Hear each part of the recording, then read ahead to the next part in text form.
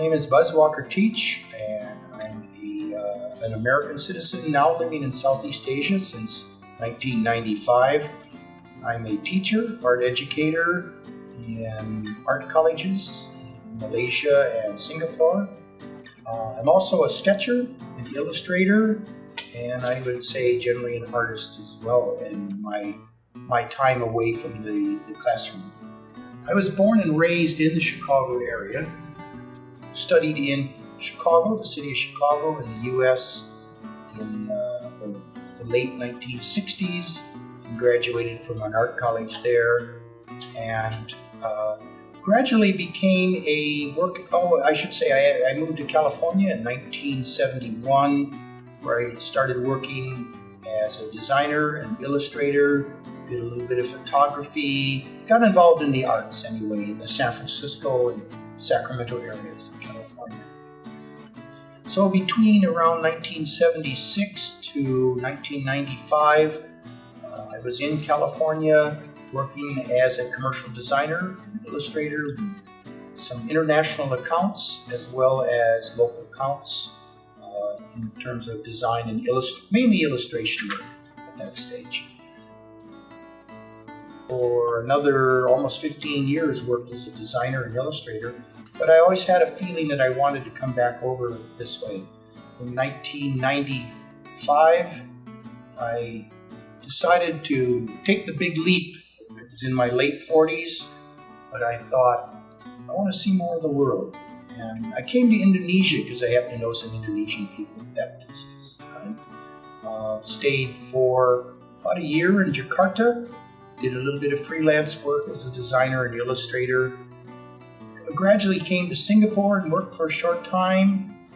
And then in 1996, in December of 96, I traveled up to Penang and by accident walked into an arts college, small arts college in Penang to look around. And after talking with some of the people that were part of the teaching staff, I was offered a teaching job, and that started my design teaching career. So I started teaching at a small college called Intech College in Penang in 1990, actually January of 97. I've been a teacher since then, from 97 till the present, 2014, teaching in Malaysia schools. I taught in KL for a while as well, and a total of almost 11 years with the Raffles Design Group in Singapore, in Manila, and now in Johor Bahru. While the teaching is really rewarding and I enjoy being in the classroom and teaching design courses, I'm still an artist at heart, and my sketching really started to take off when I was in Penang in 97 to 2000. I began sketching more on the streets and going out into the temples and along the areas of the beaches and the old city parts and drawing live, and that's kept going since then, and even to the point of the joining an artist group in Singapore in 2010 that was an organized group called the Urban Sketchers of Singapore. And I'm still quite active with them. I join them quite a bit. And I always say sort of jokingly, drawing is what keeps me sane, but it is. It's become a very important part of my life is being a sketcher. People sometimes will say to me if they see me drawing on the street, well, why don't you take a photograph of this old building or this hawker center?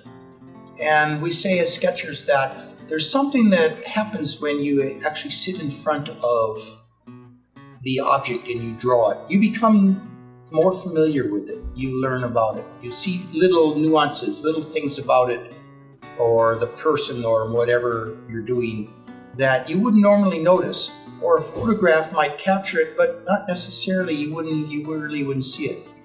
But I think one of the important things is that we can do a drawing and we remember the moment. I can remember things that took place drawing 15 to 17 years ago. One particular one was that I was in Central Java in Indonesia in around 1998, and I was drawing some old temples, Prambanan temples. And The reason I can remember it, because I was, first of all, enjoying the sketching of that afternoon. Suddenly a rainstorm came in quite fast, tropical rainstorm. And as the rain started coming down, I dashed inside this temple, and I realized I was the only one there. There had been some other tour people, but they left, jumped in the tour guide bus and took off. And suddenly here I am inside this hundreds of years old temple, and the rain is pouring down outside. And the memory of it is the sense that, for a while I sort of thought, oh my gosh, where am I? In this type of place. But then I sensed that it was a really special feeling, and it's something that you couldn't plan ahead to do. When I go out sketching, I take several different types of sketchbooks. I have a number of supplies of different types of pens. I work with colored pencil work as well.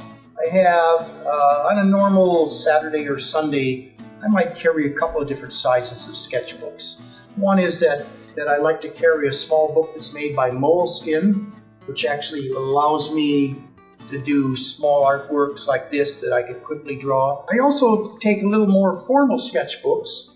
This one is a little bit larger than an A4 size, and here I spend a little bit more time. These drawings, this one happens to be the old historic Wong-Ah-Fook mansion in Johor, which sadly was torn down in the 1st of May. Probably the oldest house left in Johor at the time. I spent about 3+ hours drawing it. So I draw with my ink lines, and I'll put some values of shading in. If I'm working in color, I use colored pencil, some watercolor wash. I'll vary the mediums a little bit.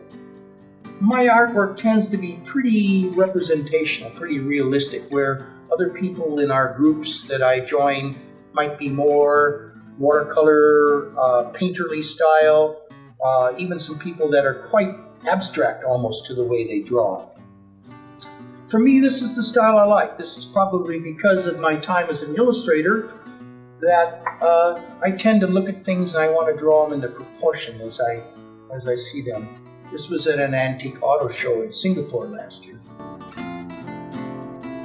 In 2011, the Singapore Urban Sketchers produced a book of works of 33 different sketchers that were regulars.